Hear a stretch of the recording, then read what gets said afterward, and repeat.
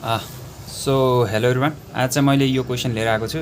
यो देख्दा चाहिँ हाम्रो त्यो कन्डिसनल आइडेन्टिटी त्यो ट्रिग्नोमेट्रीको क्वेसन जस्तो देखिन्छ, बट त्यो चाहिँ होइन। यो चाहिँ इनिक्वालिटीबाट सल्भ गर्ने क्वेसन हो। यो जेन्सेन इनिक्वालिटी भन्छ त्यसलाई चाहिँ। अब कसरी सल्भ गर्छु त्यो चाहिँ म भन्छु। पहिला यहाँ आएर यो 3/2 छ अनि यो के छ। एउटा चाहिँ यहाँ कुरा के हामीले यो देख्ने बित्तिकै के कुरा चाहिँ हामीले यो क्वेसनबाट के इन्फर्मेसन पाइरहेछौँ, अरे किन लेख्दैन, के इन्फर्मेसन पाइरहेछौँ भन्दा चाहिँ यहाँ चाहिँ एफएक्स भनेको चाहिँ हाम्रो कस एक्स छ है। कस एक्स छ अनि त्यसपछि कस एक्स भन्ने फङ्सन के अरे ग्राफ मैले प्लट गरिहाल्छु। यस्तो हुन्छ, यहाँपट्टि अलि ठुलो बनाइदिएँ, त्यही छैन, यस्तै हुन्छ नि होइन। म्याथमा चाहिँ ह्यान्ड राइटिङ डजन्ट म्याटर है ब्रो। लजिक छ भने ह्यान्ड राइटिङ डजन्ट म्याटर म्याथमा। I am trying to defend myself है। अब के गरेँ मैले भन्दा चाहिँ 3वटा पोइन्ट लिएँ क्या। यो भनेको त y = cos x हो नि त। यसमा 3वटा पोइन्ट लिएँ। एउटा पोइन्ट भनेको चाहिँ लेट्स चाहिँ यहाँ छ, अर्को पोइन्ट लेट्स चाहिँ यहाँ छ, अर्को पोइन्ट लेट्स चाहिँ यहाँ छ है। यो भनेको a छ, यो भनेको b छ, यो भनेको c छ है। पोइन्टहरू ल्याएको छु। अब यसलाई यसरी जोडेर मैले यहाँ ट्रायङ्गल बनाएको छु क्या है। यसरी जोइन गरेर यहाँ ट्रायङ्गल बनाएको छु। देख्दा त्यस्तै अब देख्दा जस्तो देखिए पनि यो चाहिँ ट्रायङ्गल हो, ठिक छ। अब यो ट्रायङ्गलको चाहिँ अब जेन्सेन इनिक्वालिटीमा अब यो प्रुभ गर्नको लागि यो भनेको के हो पहिला यो कुरा बुझ्नु पऱ्यो है।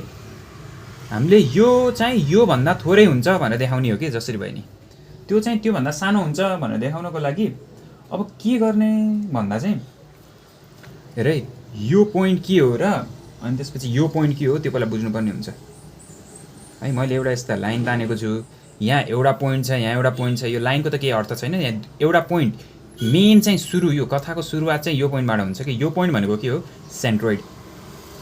यो सेन्ट्रोइड पोइन्ट हो है। यो सेन्ट्रोइड पोइन्ट चाहिँ मैले कसरी निकाल्ने भन्दा पहिला यो पोइन्ट भनेको कति हुन्छ, यो पोइन्ट भनेको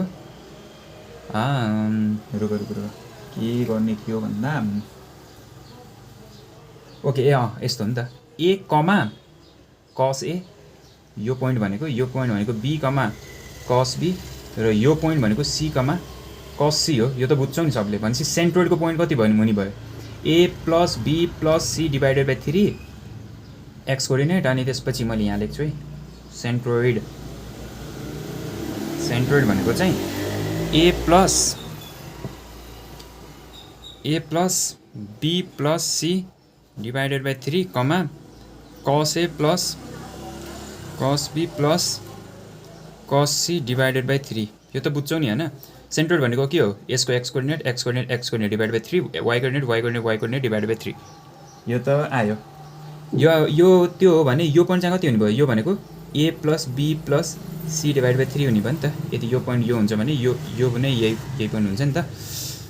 अब अनि यो पोइन्ट चाहिँ कति हुन्छ, यो पोइन्ट चाहिँ फर इक्जाम्पल p दिएँ। यसलाई चाहिँ मैले नाम के दिएँ भन्दा यसलाई चाहिँ मैले q दिएँ है। यो p पोइन्ट चाहिँ हाम्रो के छ, p पोइन्ट चाहिँ कति हुन्छ, p पोइन्ट हुन्छ a + b + c / 3 cos a + अरे छेकिया रहेछ नि, cos a + b + c / 3। यो त बुझ्छौ नि होइन, सजिलो छ, यो केही गाह्रो नै छैन क्या। अब यो हेर, यो q छ, यसलाई मैले g दिएँ है एकछिन है। यो g, यो चाहिँ q, यो q छ। यो तिनवटा चाहिँ कोलिनियर छ नि त, मतलब एउटै लाइनमा पर्छ। मतलब त्यो कोलिनियर छ भनेर त्यो फ्यान्सी कन्सेप्ट घुसाउनुको चाहिँ होइन। सिम्पल कुरा चाहिँ यसले यहाँ छेकिरहेको रहेछ फेरि। सिम्पल कुरा चाहिँ अब के गर्नु पर्यो भन्दा चाहिँ तिमीले यहाँ पनि हामीले देखिरहेको कुरा हो क्या, GQ थोरै छ PQ भन्दा, देखिरहेको छौ। GQ चाहिँ थोरै छ देन PQ। अर्डिनेट के, अर्डिनेट मतलब हेर, यो डिस्टेन्स ठुलो कि यो डिस्टेन्स ठुलो, यो डिस्टेन्स ठुलो कि यो डिस्टेन्स ठुलो कि यो होल डिस्टेन्स ठुलो, मतलब GQ ठुलो कि PQ ठुलो, कुन ठुलो देखिरहेको छ नि त। यो कर्वबाट, अब कर्वबाट जाने हो क्या, फ्रम कर्व होइन। अब के गर्ने भन्दा चाहिँ अर्डिनेट भन्छ नि y कोअर्डिनेटलाई त, ordinate of GQ less than ordinate of PQ। यो त बुझिरहेको छौ होइन। अर्डिनेट अफ GQ चाहिँ के छ, GQ को लागि यो G को अर्डिनेट भनेको चाहिँ हाम्रो कुन छ, यो भनेको त यो हो नि त, के अरे यो भनेको कति हुने भयो, cos A plus cos B plus cos C divided by 3। यो त बुझिरहेको छौ नि होइन, लेस देन कस, अनि त्यसपछि पिक्यूको अर्डिनेट, पिक्यू हो यसमा, यो पीको वाई कोअर्डिनेट कति हो, यो cos A plus B plus C divided by 3। अब A plus B plus C भनेको त के हो, ट्राइङ्गलको एङ्गलहरू हो नि त, एङ्गल भएपछि कति हुने भयो 180 डिग्री। थाहा छ नि त्यो कि होइन, त्यहीँ दिएको नि छ यार, केही यहाँ क्वेसनमै दिएको छ A plus B plus C is equal to pi है। ठिक छ ल, पाई भयो। यो पाई बाई 3 भनेको कति भयो, कस पाई बाई 3 भनेको कस 180/3 कस 60, कस 60 भनेको कति 1/2 होइन, 1/2 हो भनेपछि कति हुनुभयो, cos A plus cos B plus cos C, यो यहाँ कति हुन्छ, यहाँ 1/2 हुन्छ, अनि यताको 3 यता जान्छ, गर्दाखेरिमा यहाँ 3/2 आउँछ। यही थियो नि प्रुभ गर्न, प्रुभ भयो। यसलाई चाहिँ के भन्छ, जेन्सेन इनइक्वालिटीबाट प्रुभ गरेको भन्छ कि, नाम सुन्दा फ्यान्सी देखिए पनि सिम्पल केही गरे चाहिँ केही नै होइन। हामीले के गर्यौँ, एउटा यो यस्तो बनाइदियौँ, अनि त्यसपछि यो ट्राइङ्गल बनाइसकेपछि चाहिँ हाम्रो यसको ट्राइङ्गलको सेन्ट्रोइड निकाल्यौँ होइन।